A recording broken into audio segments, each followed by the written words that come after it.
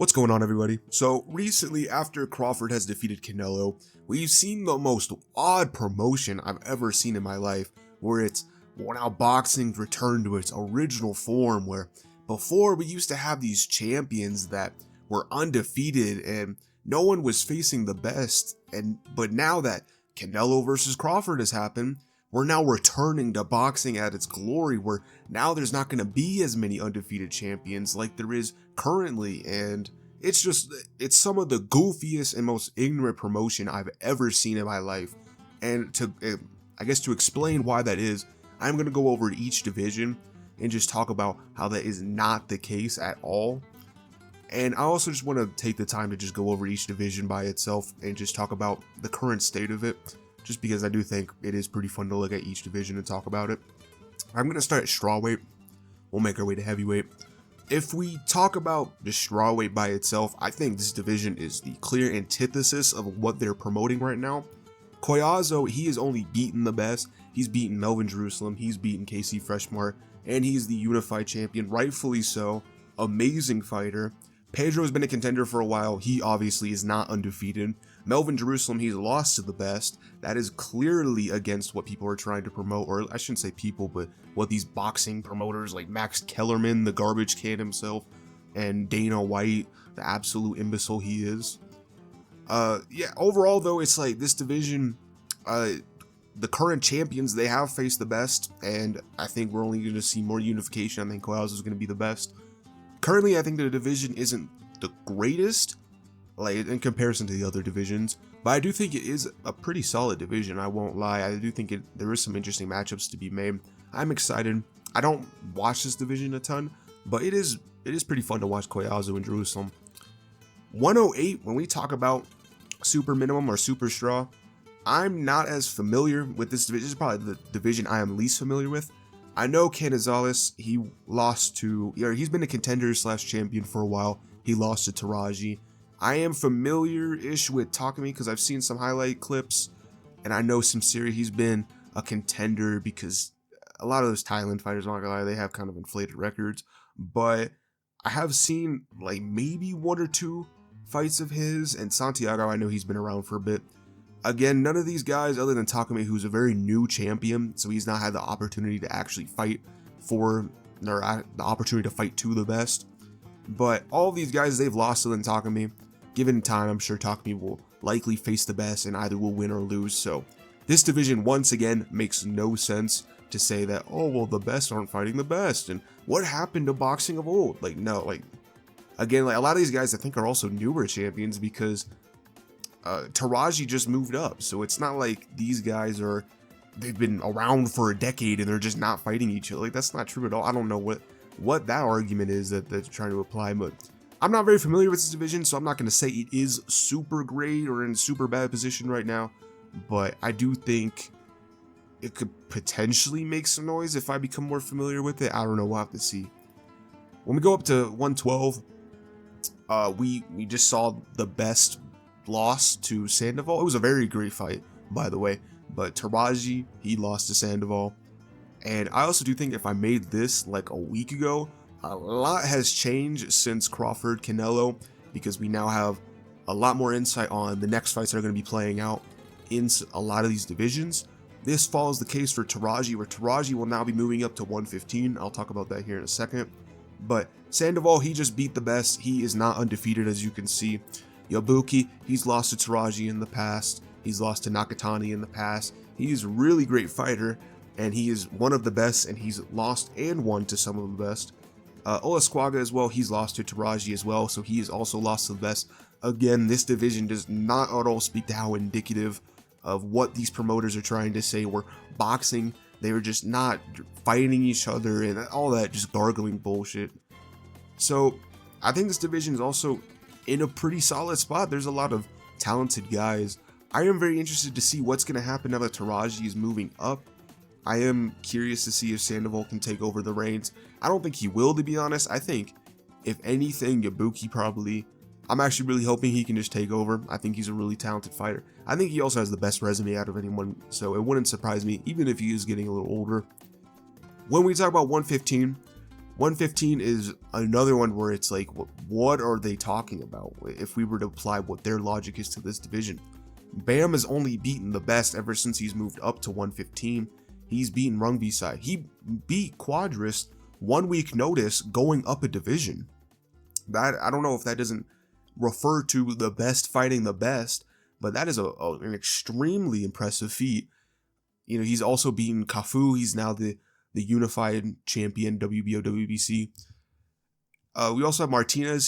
He has a very good, I would say, 1-2 pretty good wins, to be honest. He's only fought in the best, at least at the very top level recently. Perez, he's been a contender for a bit now, I think for the past like 6-7 years, though I think it's also been across the past 3 divisions. It's not been just in this division. He's about to face Taraji, which I think is a great way for him to demonstrate that he is a legit champion, even though I don't think he's going to win. I think also that if that does happen, if he does win, I don't think Bam should honestly fight Perez, to be honest. I don't think Perez is that great. I think he's just a contender. He only got the IBF belt just because Martinez, they stripped him for fighting Ioka twice. I don't think that was a fair strip at all. But I think if Taraji wins, I do think Bam should fight Taraji after assuming he beats Martinez. I think it's very likely he will beat Martinez though.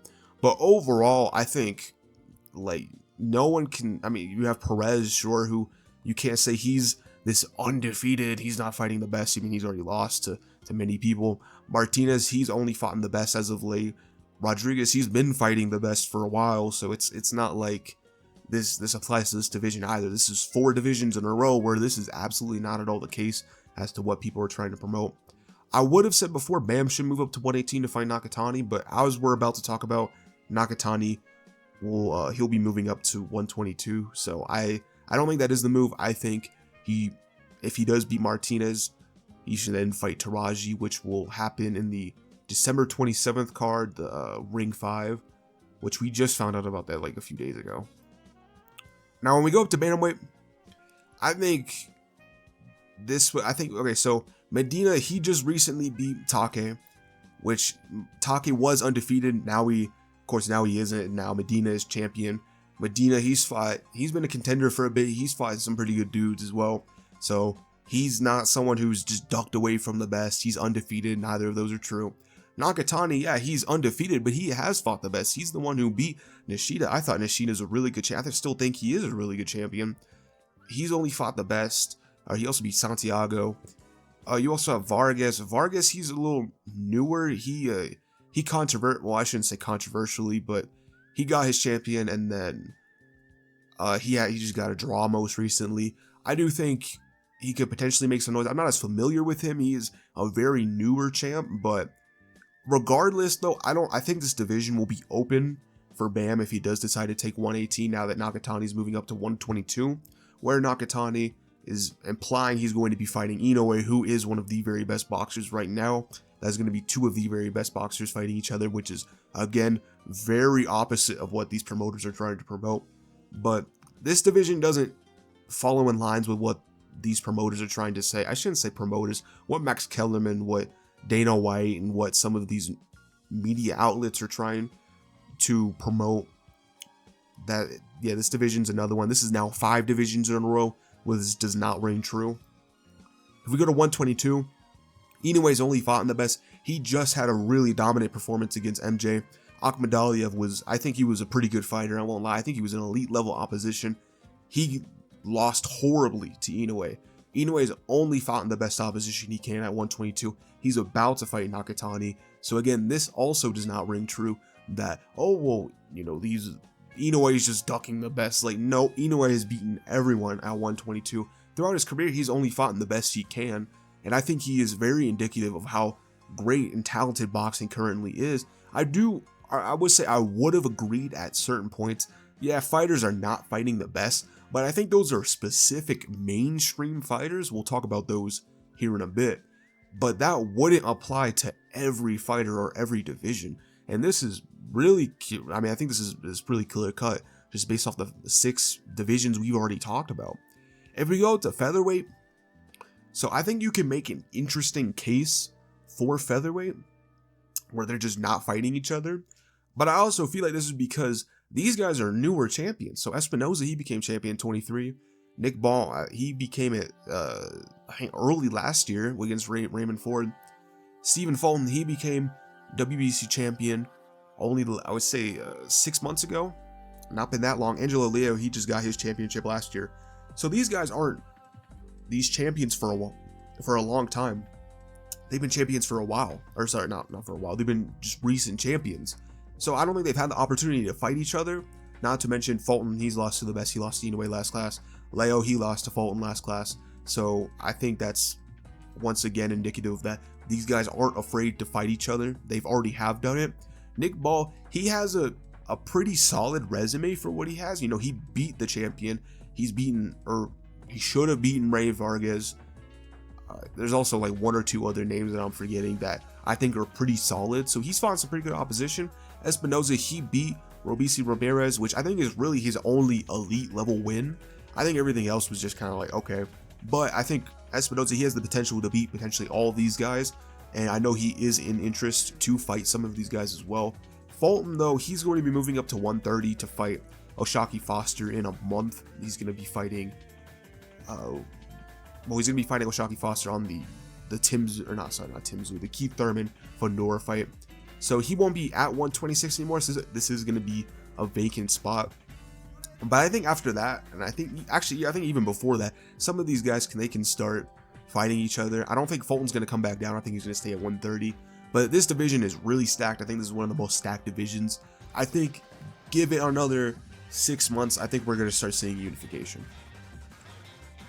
Now, when we get to 130, 130 is kind of a chaotic 126. It's not as stacked, but it's very chaotic.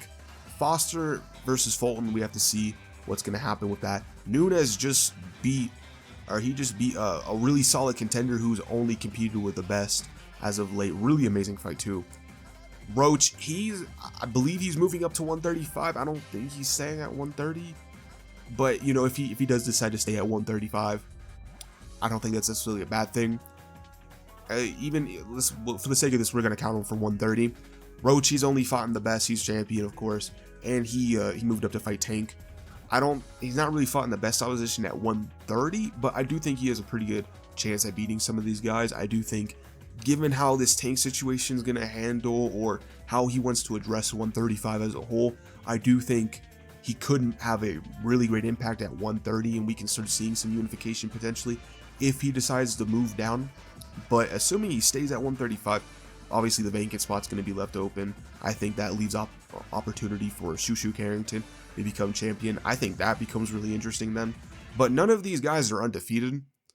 And I think similar to 126, a lot of these guys are newer champions. They've moved up and they've become champions at 130. So I don't think this is indicative of like, oh, these guys have been here for 5 years and just haven't faced each other. It's just more like these guys have just become champions, or they've been in contention and then they just became champions, or they now have fights that are blockading unifications. Like, you know, we have to wait for the outcome of Fulton and Foster. We have to see what's happening with Roach at 135. But Nunes and Navarrete, they're implied to have fighting each other next, which is support of unification. Now, I do think the last Navarrete fight was not a great performance. But other than that, though, I think, you know, that's a great fight. That's unification right there. That is the best fighting the best, which again is against what Max Kellerman, Dana White, and some of these media outlets are promoting. When we go to 135, I think this is the only legit case people can bring up when we talk about the best not fighting the best. Tank has been in his jail time right now. He's doing his little thing over there with his allegations and assault stuff and all that. I won't get into that here. Shakur, he's fought some pretty good dude. You know, he just had the Zepeda fight, which I think was a great performance. That was one of the top ranked fighters. Stevenson beat him. I think that was a legit performance by Stevenson. Martalia, he's a newer champion. I won't lie, I don't think he's that great, to be honest. He only just became this. The WBO is likely going to be Abdullah Mason, since that's going to be on the Ring 4 card. That's going to be on the Ring 4 card in November. So that's likely going to be Abdullah Mason. Maybe it's going to be Sam Noakes. I'm not sure. Well, I shouldn't say I'm not sure, but I highly doubt it would be Sam Noakes, just because there's a lot of momentum and hype coming in with Abdullah Mason. But I think whenever we get that, I think we're going to start seeing people unify. Other than that, though, you know, you have like Tank, who's not fighting anyone. He's now fighting Jake Paul. I think this is a clear indication. If you were to make one case of a fighter not fighting each other, as I alluded to earlier, you could say Tank is not fighting the best. I think that is very fair.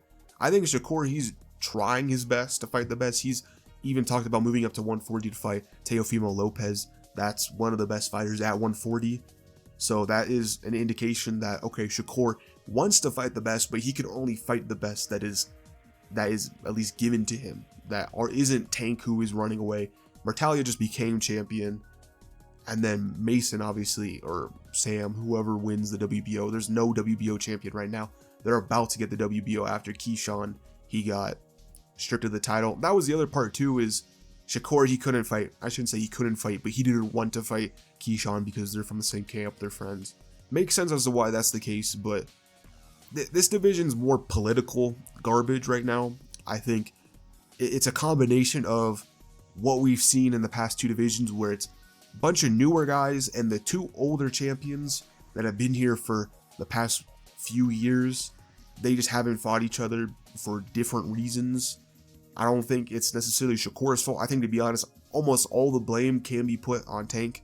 Yeah, he wanted to fight Lomachenko, but that was Lomachenko like 4 or 5 years after the fact. I don't think Tank deserves any props for that. I think the only props I can give Tank at 135 is fighting Ryan Garcia, but that's about it. I think, yeah, this division's maybe the only division you can give credence to the fact that the best aren't fighting the best, but I really think that's only just Tank Davis. I can't lie. So if we talk about 140, a lot of these guys are newer champions as well. So, I mean, Matias, Lopez, they've been around for a while. Lopez, he's been a champion since like 2022, 2023. He's been a champion for a bit. Matias, he's been a champion since 2023. Now, he lost his championship, so he's already lost to a former champion, and that former champion lost to Hitchens. So Paro beat Matias, Hitchens beat Paro, and then we have Matias, who beat Puello, who was one of the best. I think he actually had a case to be potentially the best, just considering what we had saw up to that point, and Matias beat him. And I think, honestly, the person who is the best at the weight class, Gary Antoine Russell, yeah, he already lost to Puello. It was a really good fight, though, to be fair, but he lost to Puello, and then he goes on to absolutely destroy Rayo. So a lot of these guys have already fought each other. I mean, Hitchens is trying to fight Teofimo Lopez, and I think Gary Antoine Russell, he's trying to fight Hitchens as well. So there is a lot of unification talk right now. I am curious to see what's going to happen with the Lopez Shakur Stevenson. See, maybe Shakur is going to move up if he does beat Teofimo Lopez. Maybe he's just going to become a simultaneous champion and just keep fighting at 135, trying to get that Tank fight. Who knows what's going to happen with that? We're kind of waiting on that. But other than that, it's a lot of these guys are newer, or they just became champion. Like, yeah, Matias has been around for a while. He just beat Puello. So it's not like I can be like, oh, Matias, he's got to fight someone. Like, he just beat Puello. Puello was a really good fighter. He just beat the best. Matias has only lost to the best. I think his first loss wasn't. It was controversial, but I don't think it was necessarily the best. But I do think, Paro at the time, he was one of the best in the divisions. He lost to that, so I do think that is indicative of him only fighting the best, or losing to the best, sorry. Russell, he's only lost to Puello. Amazing fighter. And I think Russell, now that he has the champion, he won the championship from one of the better, I guess, at the time, 140 champions. Hitchens, he had a really dominant performance against Cambozo. But other than that, though, I would say this division's newer-ish, and I think we're starting to get unification, and we'll be getting that soon.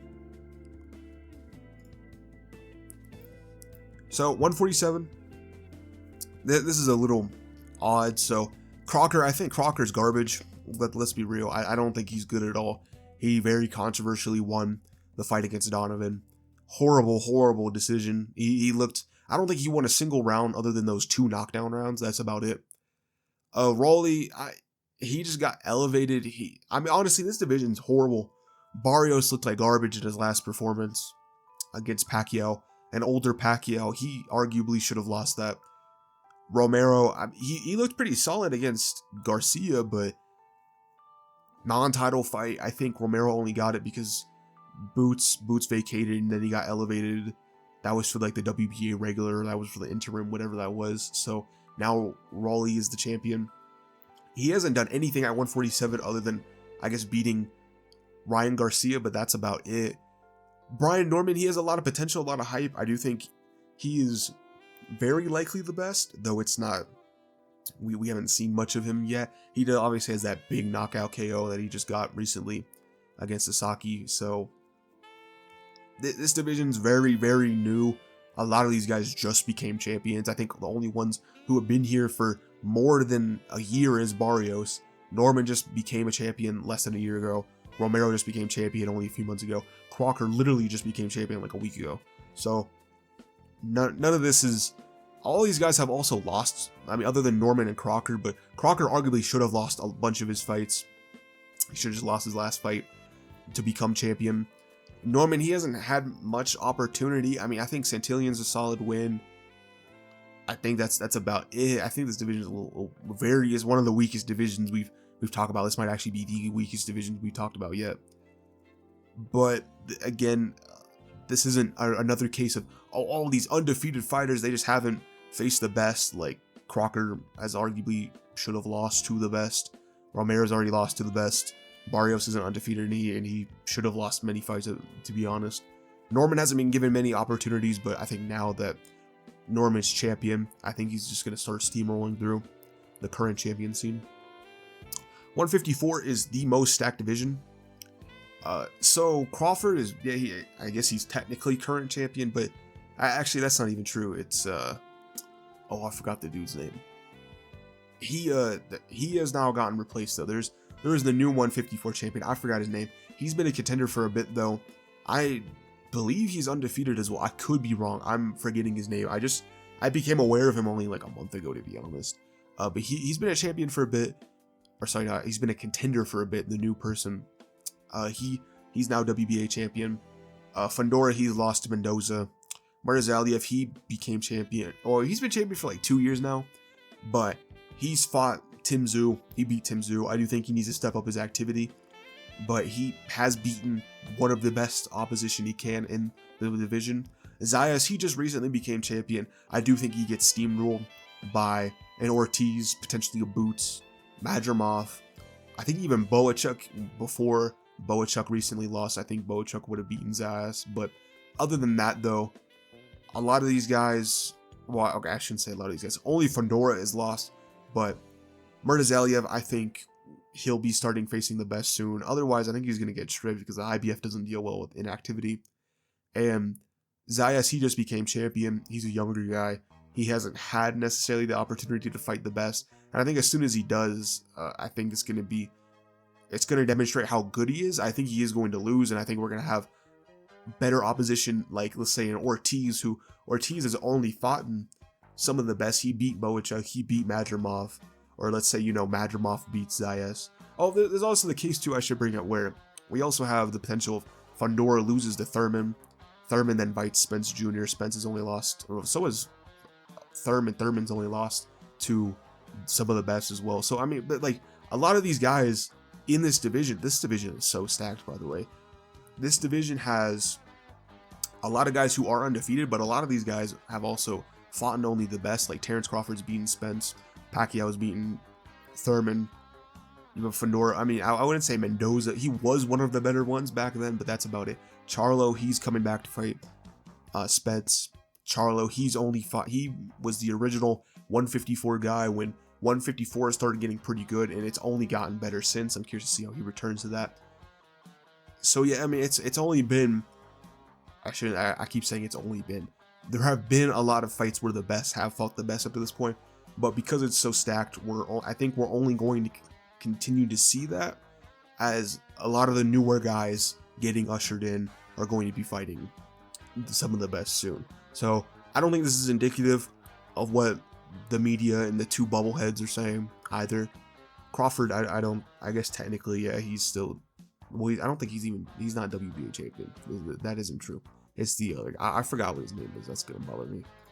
So 160,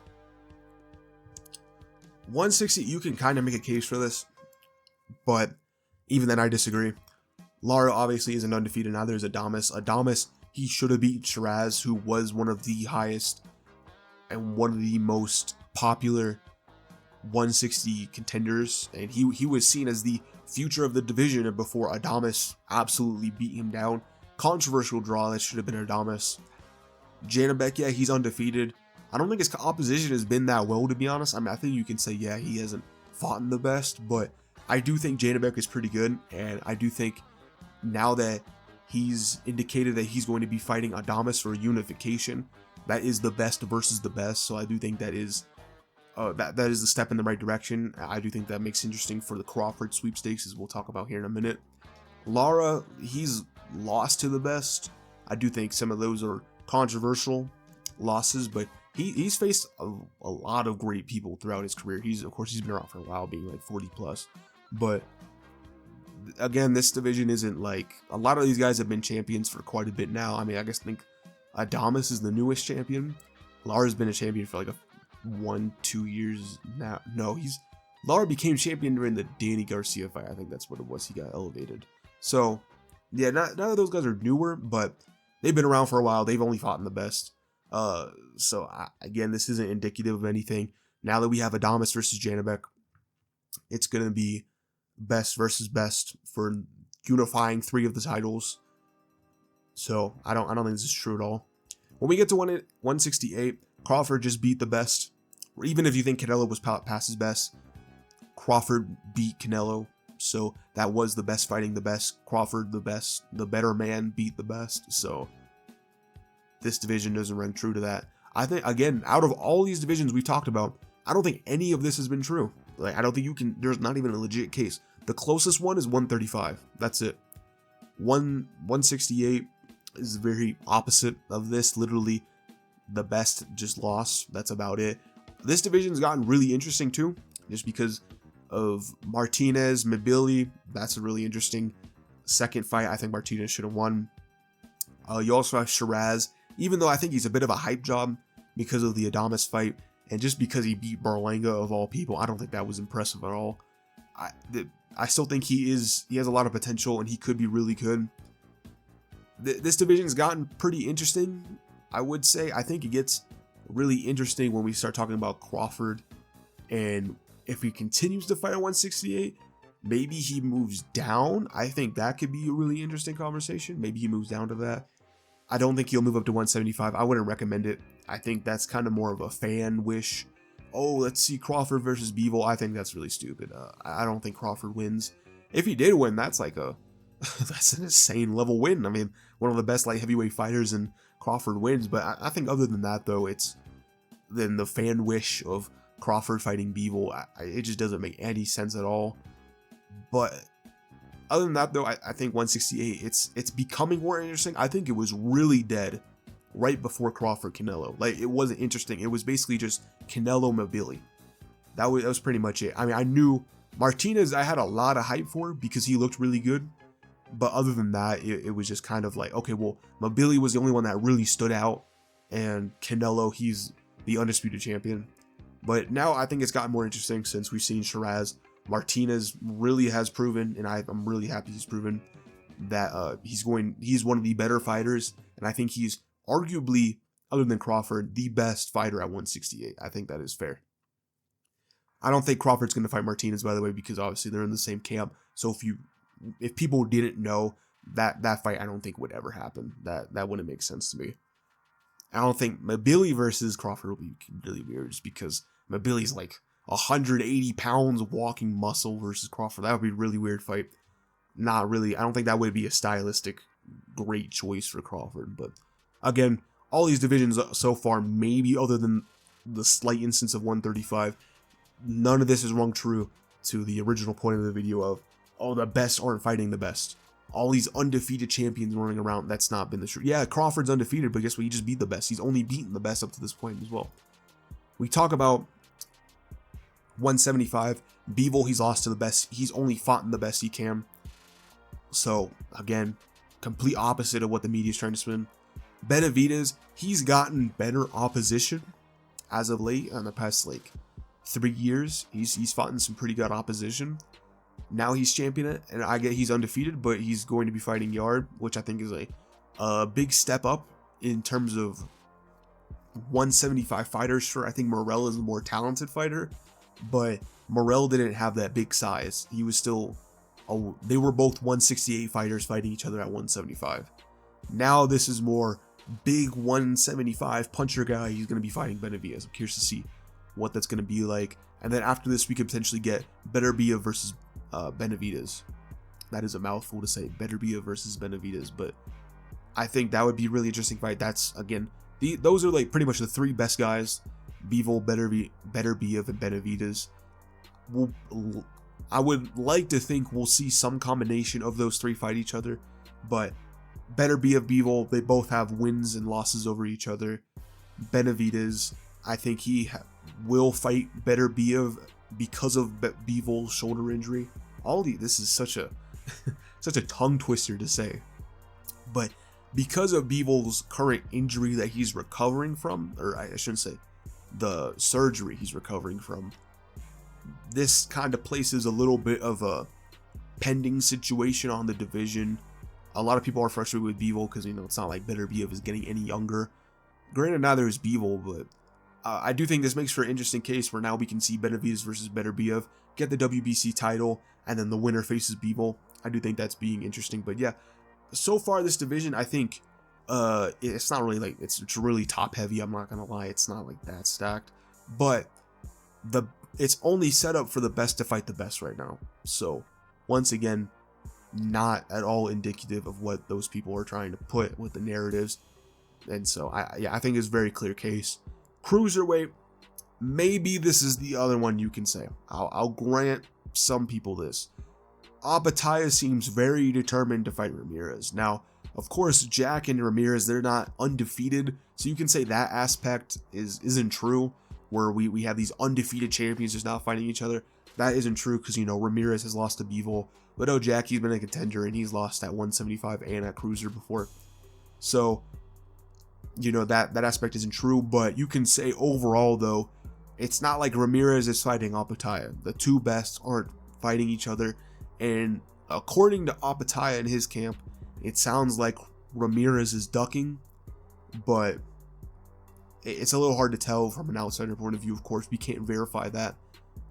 Likely this fight will happen. I would like to think so. It would be really embarrassing if it doesn't. The other one is the Badeau Jack McCallion situation.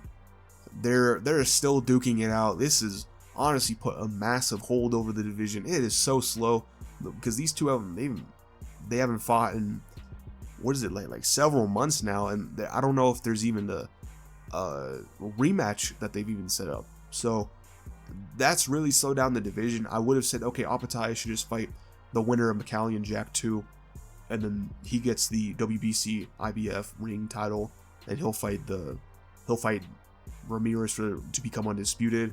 But we have to wait for that smoke to clear. It's kind of slowed down. So in the meantime, Opetaia should just fight Ramirez, but it sounds like Ramirez has another bum to fight instead of Opetaia. Opetaia, I feel bad because he really only has one great win under his belt, and that's the Breedis fight. And I feel bad because I do think he is a really good caliber fighter, but he just hasn't had the opportunity to prove himself. I think this is really the only fight he can prove himself because Cruiserweight is a dead division. I think it's arguably just as dead as 147, to be honest. It is just slow and barely any, like there's barely any talent I can think of that is interesting at Cruiser. But overall, I think this is maybe another case you can mention, but similar to 135, I think this is just one fighter. It's like similar as 135, it was Tank. I think this was just Zerto. He's not fighting Opetaia. I think that's really the only thing. I think it's not the entire division as a whole with all these undefeated, undisputed champs where you can clearly see two of them are not undefeated. But Opetaia versus Ramirez, that's similar to a Shakur Tank situation. I think that fight should have happened already instead of Opetaia fighting bum number 3, 4, whatever number we're at now. But again, that's about it though. That's the most extent you can say is just that fighter particularly, not the entire division as a whole. When we get to heavyweight, I don't think heavyweight is a very talented division, to be honest, but Usyk has only fought the best available to him. So that, again, that's clearly the opposite of what the media is trying to push. Yeah, Usyk's undefeated, but guess what? He's only fought the best at cruiserweight and heavyweight. So what does that tell you? Maybe you can say Usyk should fight Kai Bayel. Maybe you should say he should fight Parker. Maybe you think he should fight Itama. But other than that, though, there's no one left. It's not at all like, oh, Usyk's ducking and he's this undefeated, undisputed fighter and he's just not dared to be great. Like that's not at all the case. He's beaten everyone. he's undisputed for a reason. It's kind of hard to say. Not that it hasn't happened in the past. I mean, like Devin Haney, for example, where he had a very easy road for undisputed. But unlike that, Usyk has only fought in the best, and he's gotten his championships the harder way, unlike, say, a Haney or I think even a Charlo, to be honest. I don't think Charlo's run was that great.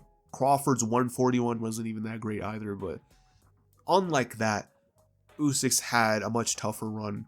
Even if I don't think the heavyweights are that great, I do think because there is some size discrepancy, I do think that does make the performances better than they are.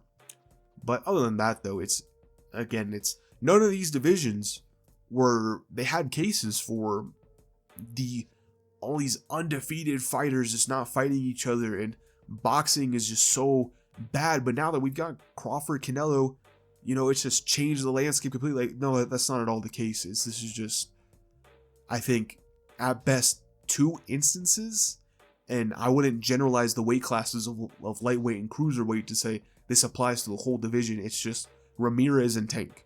I think that's the most you can say.